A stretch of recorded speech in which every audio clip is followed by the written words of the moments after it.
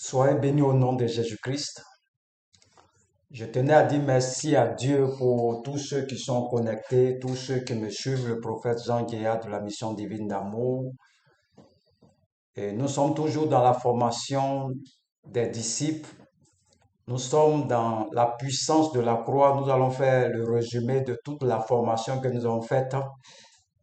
Le résumé de la formation, la puissance, c'est que nous allons voir d'abord la puissance de la croix par rapport au péché. Qu'est-ce que la croix nous apporte par rapport au péché? Alléluia. Nous avons beaucoup enseigné, vous pouvez voir les enseignements, je vais résumer tous les enseignements. 1 Pierre 2, verset 24 me dit, lui qui a porté lui-même nos péchés en son corps sur le bois, afin que mort au péché, nous vivions pour la justice, lui par les meurtrissures duquel vous avez été guéris. Donc, par rapport au péché, d'abord, il a porté nos péchés. Deuxième des choses, nous dit Colossiens 2, verset 13, vous qui étiez morts par vos offenses et par l'incirconcision de vos cœurs, il vous a rendu à la vie avec lui en faisant grâce pour toutes vos offenses. Donc, Dieu nous a fait, d'abord la pêche, il a porté nos péchés. Pierre nous dit qu'il a porté nos péchés. Colossiens nous dit ici qu'il a fait grâce de nos offenses. Michée 7, verset 19, je vais terminer, vous pouvez le lire après. Il dit, tu jetteras au fond de la mer leur péché. Ça veut dire que Dieu a une mer qu'on appelle la mer de l'oubli. Il faut retenir ça. Nous sommes dans la formation. C'est un résumé sur tout ce que Dieu nous apporte par rapport à quoi. Il y a d'autres choses, mais je vous cite ce qui est essentiel. Essentiel sont, il y a beaucoup de choses que je n'ai pas vues peut-être. Je ne connais pas toute la Bible. Donc, il y a des choses essentielles qu'il faut savoir. Le péché, qu'est-ce que la croix t'apporte par rapport au péché? Dieu a porté tes péchés à la croix. Dieu t'a fait grâce de tes offenses. Il a jeté ça dans la mer de l'oubli. Ça, c'était la première partie que nous avons vue par rapport au péché. La deuxième partie, c'était par rapport à ton vieil homme. Ton vieil homme. Qu'est-ce que la croix t'apporte par rapport au vieil homme? La vieille nature qui était en toi, celui qui aimait aller boire, aller fumer. Lorsque nous prenons Galates 2, verset 20, il dit, j'ai été crucifié avec Christ. Et si je vis, ce n'est plus moi qui vis, c'est Christ qui vit en moi. Donc, ta vieille nature a été crucifiée. Donc, ça veut dire que tu es mort. C'est une nouvelle personne qui est là. Parce que maintenant, tu ne bois plus, tu ne fumes plus. Donc, la croix a crucifié notre vieil homme. Ça, c'était la deuxième des choses. La troisième des choses, c'était un résumé que nous sommes en train de faire. C'était par rapport au sang de Jésus-Christ. Ça, c'est Éphésiens 2, verset 13 à 15, 16. Vous pouvez le lire à la maison. La première des choses, c'est que le sang de Jésus nous apporte. Le sang de Jésus-Christ nous réconcilie avec le Père qui est là-haut. Notre Dieu, le sang nous réconcilie. La Bible dit tous sont péchés et sont privés de la gloire du Seigneur. Donc, quand le sang de Jésus verse, ça apaise la colère de Dieu et Dieu, les hommes sont réconciliés. La première des choses. La deuxième des choses, qu'est-ce que le sang nous apporte encore? Le sang va nous apporter la réconciliation avec les Juifs. Donc, avant, c'était eux qui étaient le peuple de Dieu. Maintenant, par son sang, nous sommes rentrés par adoption. Nous occupons la position d'Isaac aussi. Nous sommes fils d'Abraham par adoption. Le sang nous réconcilie avec les Juifs. Donc, moi qui suis là aussi, je deviens un Juif par le sang de Jésus-Christ. Eux, ils sont nés juifs, mais moi, je suis rentré par adoption. C'est comme si tu as eu un enfant que tu vas l'adopter et que l'enfant va porter ton nom. C'est-à-dire, cet enfant devient maintenant ton enfant. C'est comme ça, nous aussi, par Jésus-Christ, nous sommes rentrés dans l'alliance par le sang de Jésus-Christ. La troisième des choses que le sang fait, le sang va anéantir la loi de Moïse, la loi des ordonnances, et le sang, la quatrième des choses, le sang va détruire le mur de l'inimitié. Alléluia. Nous avons vu par rapport à la souffrance de Jésus. Jésus crie, pleure sur la croix, les meurtrissures de Jésus-Christ. 1 Pierre 2, verset 24, on dit, lui qui a porté lui-même nos péchés en son corps sur le bois, afin que mort au péché, nous vivions pour la justice, lui par ses meurtrissures duquel vous avez été guéris. Donc quand Dieu est là-haut, là-bas, Dieu nous voit comme si on est guéris, nous tous. Parce que Jésus-Christ a payé le prix. Donc Dieu nous voit comme si nous tous on est guéris. Comme si on était guéris. Parce que Jésus a déjà fait le travail. Il faut croire en ce que Jésus-Christ a fait. Par ses meurtrissures, vous êtes guéris. Nous avons vu aussi par rapport à la bénédiction. Galates 3, verset 13-14. Christ nous a rachetés de la malédiction de la loi, étant devenu malédiction pour nous, car il est écrit maudit est quiconque est pendu au bois, afin que la bénédiction d'Abraham eût pour les païens son accomplissement en Jésus-Christ, et que nous ressuscions par la foi l'esprit qui avait été promis. Donc, la bénédiction d'Abraham, celui qui bénit Abraham sera béni. Cette bénédiction est pour nous les chrétiens aussi. Ça, c'est une des choses. La deuxième des choses, c'est que il a pris ta malédiction et il t'a donné la bénédiction. Donc, tu as double garantie. Un, d'abord à la croix, il meurt à la croix. Il permet que tu bénéficies de la bénédiction d'Abraham. C'est-à-dire celui qui te maudit là. Il enlève ça et puis il dépose ça sur sa tête là-bas. Tu as deux garanties au niveau de la bénédiction. Un, d'abord, celui qui te bénit sera béni, celui qui te maudit sera... Et puis il prend encore, il se fait malédiction pour que tu sois bénédiction. Donc un chrétien ne peut pas être sous une malédiction. Ce n'est pas possible. Mais comme il n'écoute pas la parole, voilà pourquoi ils sont sous les malédictions. 2 Corinthiens 9, verset 9, 8, verset 9, car vous connaissez la grâce de notre Seigneur Jésus-Christ, qui pour vous s'est fait pauvre, de riche qu'il était, afin que par sa pauvreté, vous fussiez enrichis. Donc la croix nous apporte la richesse. Comment on peut bénéficier de la richesse? C'est d'implorer Dieu dans la prière. Il faut dire à Dieu que tu veux bénéficier de sa richesse, que tu veux participer. Dieu ne va rien faire l'argent. C'est pour nous l'argent. L'or et l'argent appartiennent au Seigneur Jésus-Christ. Il s'est fait pauvre pour que vous soyez riches. Au niveau de l'autorité, Colossiens 2, verset 15, il a dépouillé les dominations, les autorités et les a livrées publiquement en spectacle en triomphant d'elles par la croix. Qu'est-ce que ça veut dire? Ça veut dire qu'il y avait des généraux qui nous suivaient avant. Nous, on était leurs esclaves. Maintenant, si on les arrache leurs galons là, qui est maître maintenant? C'est nous qui devenons maîtres. Donc, Jésus prend les galons de Satan et son armée là, et il vient déposer ça sur toi. Donc, le nouveau général, c'est toi maintenant.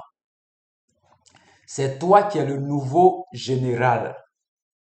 Quand je vois des chrétiens qui ont peur des sorciers, je me rappelle une fille qui est venue ici, qui passait son examen bac, et ça fait combien de fois elle a échoué, ses parents l'ont pris pour l'envoyer chez un prophète pour aller dormir là jusqu'à ce qu'elle finisse de composer.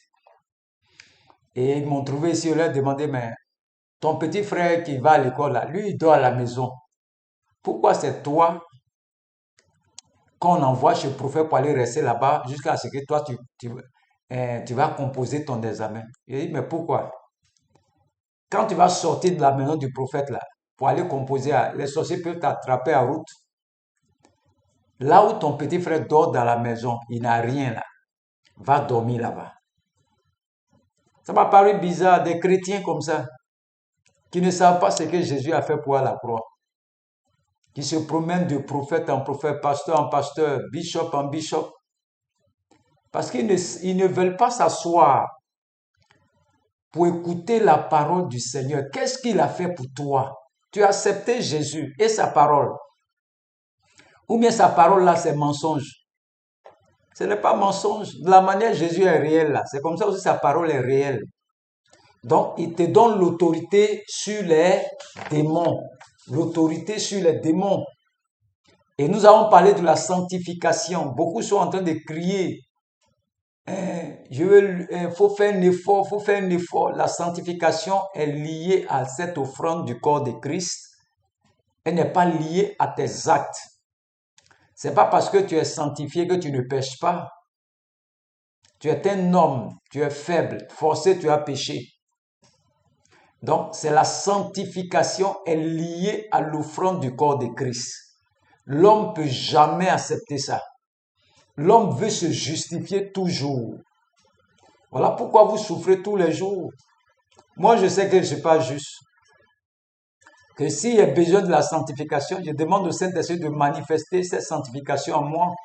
Ça, c'était par rapport à la sanctification. La sanctification, nous avons vu Jean 10, verset 30, où la croix, Dieu vient habiter en toi. Parce que tu es mort. Tu as été crucifié avec Christ. C'est-à-dire que tu es mort, il te faut la vie. Dans la croix là, Dieu vient habiter en toi. Si tu savais ça là, tu vas jamais pécher. Que là où tu marches là, c'est comme si tu transportes Dieu. C'est comme l'âche, quand on transportait l'âche dans le désert. Donc c'est toi maintenant, tu deviens, c'est comme Dieu est en toi, toi tu le transportes. Si Dieu veut aller à Boaké, tu t'en vas à lui. Si Dieu veut aller à Korogo, tu vas à lui. Tu le transportes, Dieu habite en toi.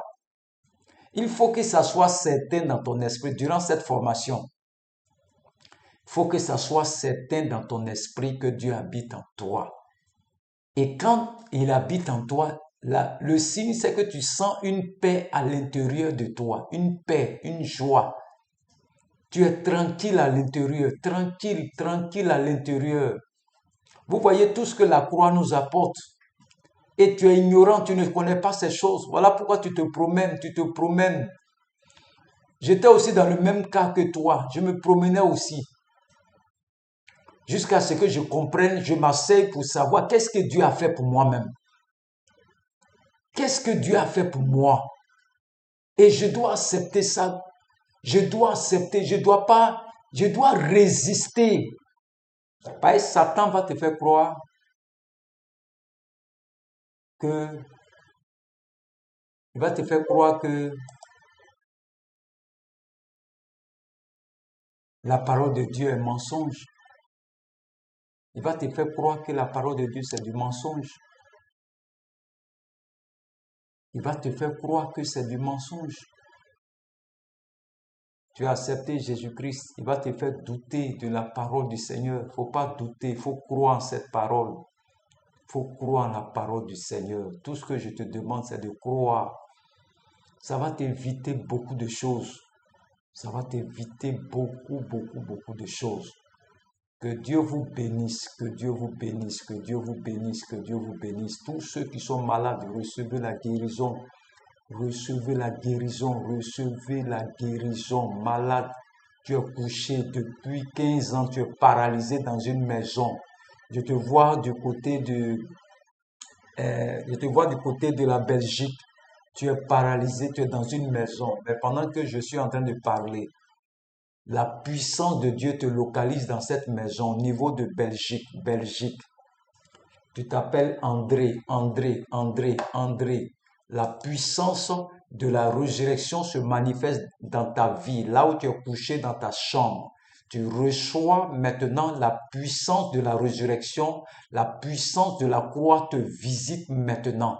Et la croix, la résurrection nous donne la vie dans tes membres. Je prophétise que tu te lèves maintenant et tu marches. Du côté de la Belgique, tu t'appelles André, tu te lèves dans cette chambre et tu commences à marcher, tu commences à marcher